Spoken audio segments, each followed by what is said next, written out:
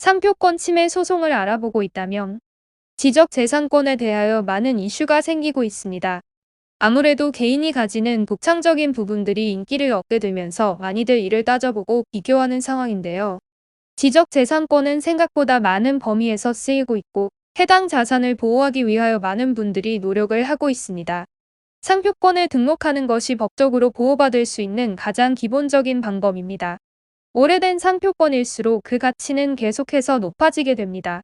그렇기에 개인의 아이디어가 독창성을 인정받고 가치를 보장받기 위해서는 상표 등록을 하는 것이 정말 중요하다는 사실을 잊어서는 안 됩니다.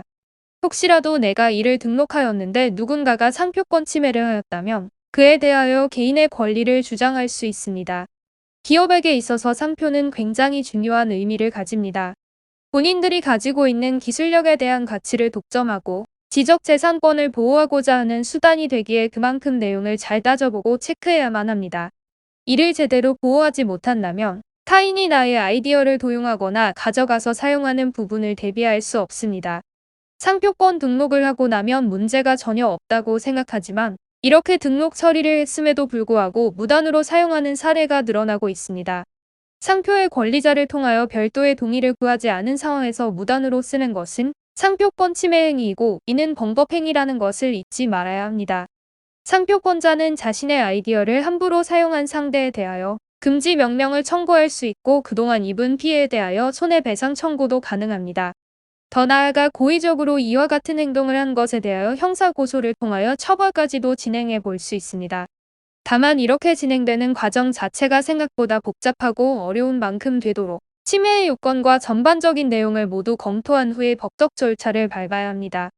이를 제대로 알아보지 않고 진행하게 된다면 사실상 대책 없이 소송을 청구한 것이기에 실패할 확률이 높습니다.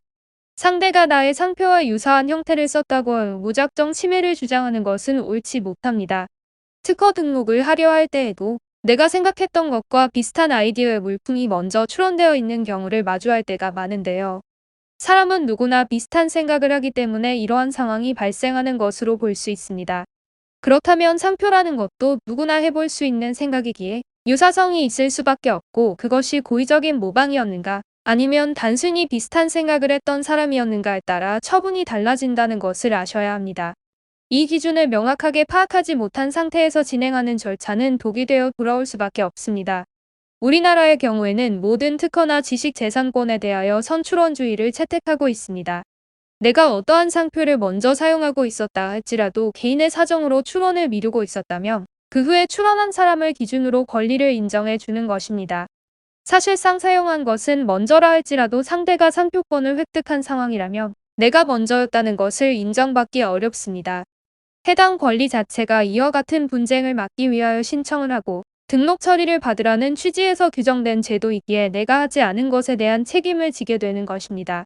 따라서 상표권 침해로 출원 신청을 하지 않아 나의 보상을 주장하는 경우라면 도움을 받기 힘들다는 것을 아셔야 합니다.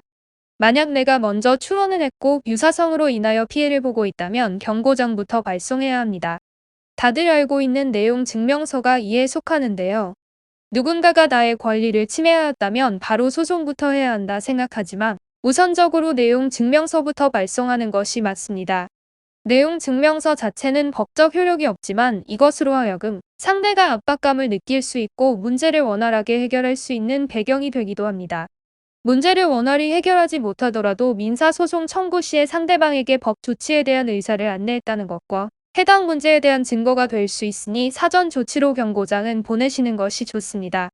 상표권 침해에 대한 내용 증명서를 발송하기 전 법률 대리인과의 상담은 필수입니다. 내가 정말 침해를 당한 것이 맞는지 어떠한 대처로 일관해야 하는지를 미리 파악해 두는 것이 좋습니다. 무작정 진행했다가 피해를 보상받기는커녕 상대방으로부터 역고소를 당할 수 있으니 모두 비교를 하셔야 합니다. 상표권 취득 일자도 비교하셔야 하고 유사성에 대한 부분으로 소비자가 오해할 만한 사안이 맞는지도 검토를 해야 합니다. 소비자가 오해를 하는 상황은 주관적인 시선으로 바라보는 것이 아닙니다. 객관적인 시각으로 판단을 해야 하기에 다양한 사례를 담당해 본 법률 대리인과 함께 한다면 조금 더 빠르게 정리를 해볼 수 있습니다. 법조인의 조력 없이는 문제를 해소하기가 참 힘든 케이스입니다. 내가 입은 피해도 막막하고 민사소송 자체가 꽤 긴 시간 진행되기 때문에 그동안의 입을 피해도 암담하실 겁니다.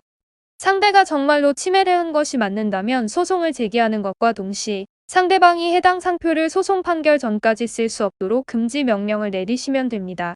내용 증명서 발송부터 소송의 진행 과정과 판결까지 대비해야 할 것들이 한두 가지가 아닙니다. 그렇기에 상표권 침해 등의 문제로 골머리를 앓고 계시는 분들이라면 법률사무소 아래 카카오톡 채널 상담하기 서비스부터 알아보시길 바랍니다.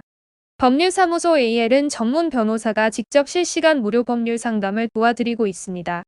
변호사가 운영하는 상담 서비스이며 24시간으로 운영하고 있으니 언제든지 조력이 필요하신 순간에 처했다면 신속히 연락하시길 바랍니다.